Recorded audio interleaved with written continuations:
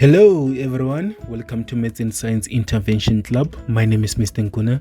Today we are going to be doing calculations with whole numbers. Calculations with whole numbers. Right. We are going to look at addition, subtraction, multiplication and division. Now firstly, let us start with addition. Right, with addition, we are going to look at how can we add using the column. So let us say we are given 23 plus 54. I have 23 plus 54. So I'm looking at what is going to be the sum if I add 23 and 54. I can do this using the column method. It means I'm going to have a 23 plus a 54. Then I form a column like this. Now I am going to see that the 3 and the 4, those are my units. The 2 and the 5, those are my tens. It means I'm going to start adding from the units to the tens to the 100 if I have the 100 as well. I am now going to see what is 3 plus 4, that is going to be a 7, and what is 2 plus 5, that is also going to become a 7. Therefore this is going to be my answer. It means 23 plus 54, it is going to become 77. Right, now let us look at another example of addition. We have example B. Now let us say we want to add 233 plus 708 plus 435. So I can do this using the column method. It means I'm going to have 233 plus 708 plus 435. Now when I do this, I'm going to add my units together, my tens together, and my hundreds together, because now I have the hundreds. Now what is going to be my unit? My unit, it is the 3 here, my unit, it is the 8 here, and my unit, it is the 5 here. Now it means I'm going to have a 3 plus the 8 plus the 5. What is 3 plus 8? That is going to become 11. And what is 11 plus 5? That is going to become 16. Now here I'm not going to write the 16, but rather I'm going to write the 6. Then I carry over the 1. That is the number that I'm going to carry over. Therefore now I'm going to add my tens. My tens, it is going to become 3 plus 0 plus a 3, and 3 plus 0 plus 6, 3 plus 0 plus 3, that is going to become a 6, plus the 1 that I carried over. Therefore my answer, it is going to become 7. Therefore it means I'm going to have a 7 here. Then now I'm going to add my 100, and my 100, it is going to become 2 plus 7 plus 4, meaning I'm going to have a 2 plus a 7 plus a 4. 2 plus 7, that is a 9, and a 9 plus 4, that is going to become a 13. Therefore my answer becomes a 13. Therefore here I'm going to write that 13 because there's nothing for me to carry over. I cannot carry over the 1. That is how we add. Now let us look at subtraction. How can we subtract? Now we have subtraction. Subtraction. Now with subtraction, let us say we have 23 minus 16. Right, I want to subtract 16 from 23. It means I'm going to have a 23 at the top minus 16 at the bottom, because that is what I'm subtracting. Therefore I'm going to start with the unit. The unit here, it is the 3. The unit there, it is a 6. It means I'm going to have a 3 minus a 6, that is going to become negative 3. But then here I cannot write negative 3. It means there's something that I'm supposed to do here. It means I'm going to see that 3, it is less than a 6, meaning I have to come to this particular 2, then I borrow a 1, meaning this 2, it will no longer become a 2, but then it is going to become a 1, and this particular 3 will no longer become a 3, but then it will become a 13. Therefore it means I'm going to have a 13 minus a 6, and what is 13 minus a 6? That is going to become a what? It's going to become a 7. It means here I'm going to have a 7.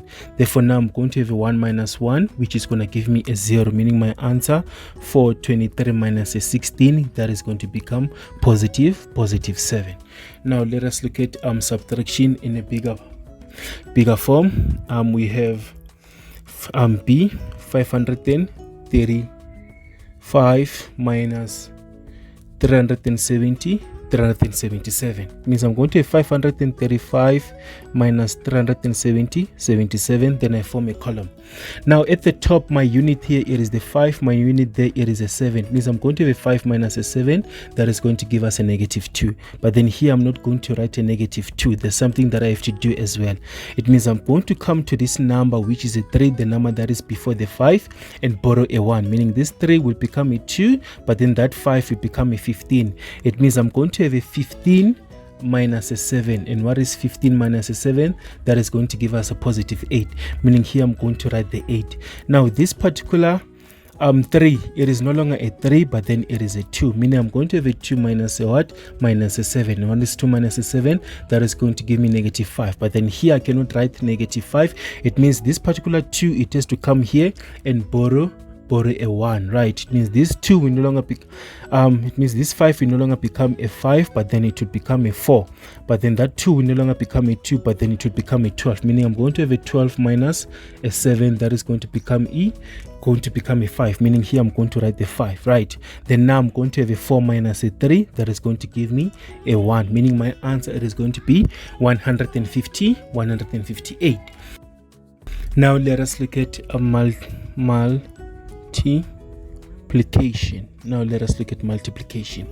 So with multiplication, I'm going to start with the first one. I have 63 times 42, right? Now it means I'm going to have a 63 multiplying the 42, but then this 42 it is the same as 40 plus a 2. You remember from the distributive law. It means I'm going to have the 2 multiplying the 3, means I'm going to have a 2 times 3, which is going to become a 6.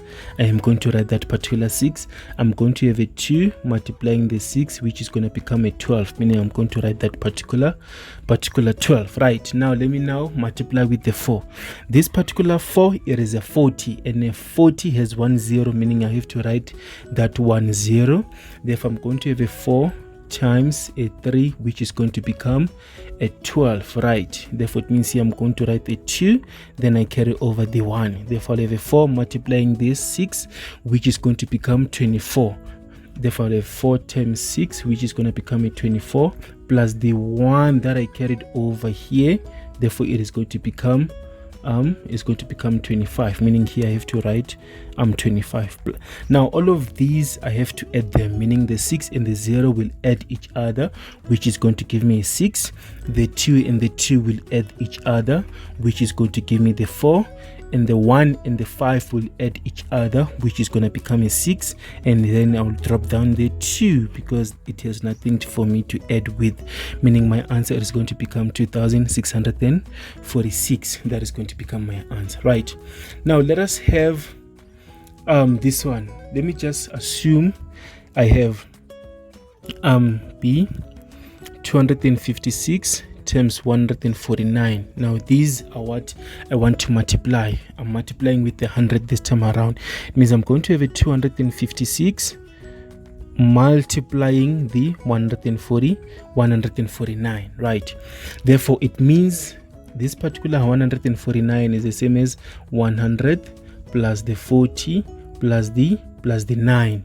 Therefore it means I'm going to start multiplying with the 9. What is going to be 9 times 6? This is going to become 54. Therefore here it means I'm going to write the 4, then I carry the 5. Therefore I'm going to have a 5 times a 9, that is going to become a 45, plus the 5 that I carried over here, which is going to give me is going to become a 50, meaning here I'm going to write the 0, then I carry the 5. Therefore I'm going to have a 9 multiplying the 2, that is going to become 9 times 2, that is going to become 18, plus the 5 that I carried over, that is going to become 23, meaning here I have to write 23. I'm done multiplying with the 9. Now I have to multiply with the 4, but then that particular 4, it is not a 4, but then it's a 40, and a 40 has 1 0. The 40 has a 1 0, meaning I have to write this particular 0 down.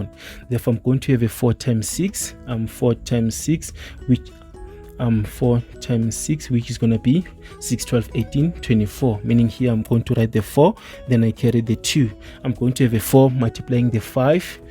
4 times 5, that is going to become a 20, plus the 2 that I carried over becomes a 22, meaning here I'm going to write the 2, then I carry the 2, then I'll have a 4 multiplying the 2, which 4 times 2, which is going to become an 8, plus the 2 that I carried over, which is going to become a 10, meaning here I have to write the 10. Now I am done multiplying with the 4. Now I have to multiply with the 1. Now I know that this particular 1 is not the 1, but then it's 100, meaning 100 here it is 2 zeros, meaning here I have to write those 2 zeros. Now I have a 1 times 6. 1 times 6, that is going to become a 6. I'm going to write the 6. 1 times 5. 1 times 5, that is going to become a 5, meaning here I have to write the 5. Then I'll have a 1 times 2, that is 1 times 2, that is going to become a 2, meaning here I have to write the 2 plus. All of these I have to add them. It means I will have a 4 plus a 0 plus a 0, which is going to give me a 4. If 0 plus a 4 plus a 0, all of these I'm adding them, which is going to give me a 4. Now I'll have a 3 plus a 2, that is a 5. 5 plus a 6, that is 11. I'm going to write the 1, then I carry the 1. Therefore, I'm going to have a 2 plus a 0, that is a 2, plus a 5, that is a 7, plus the 1 that I carried over, which is going to give me the 8. Now I'll have a 1 plus a 2, that is going to give me a 3, meaning my answer is going to become 38,140, 38,144. Now lastly, let us look at what is called division, right? We have what is called division now by long division, or dividing by using long division, right? Now this one is one of the topics that we learned in primary. Let's say we have 441 divided by 3. Now the sign for a long division here is this one, right? Therefore it means here I'm going to write the 3, then here I write the 41. Now the 3 that I'm having here, I'm going to write its factors. What are the factors of a 3? I'm going to have a 3, 6, 9, 12, 15, 18, 21, 24. I'm going to end with 27. Then I'll ask myself, 3 into 4, 3 into the first term, it goes how many times? It goes once, because if this was a number line, my particular 4 was going to be found here, meaning I'm going to choose the 3, meaning I'm going to write the 3 here. Therefore I'm going to ask myself, 3 into 4, it goes once, right? And then I'm going to subtract. What is 4 minus 3? That is going to become a 1. Then I drop that particular 4, it becomes a 14. Now 14 was going to be found here, right? Meaning I have to choose the 12, meaning I'm going to write the 12. Then 4, I'm going to ask myself, from 3 to 12, how many times did I go using the 3s? I went 1, 2, 3, 4. Therefore it means here I'm going to write the 4, right?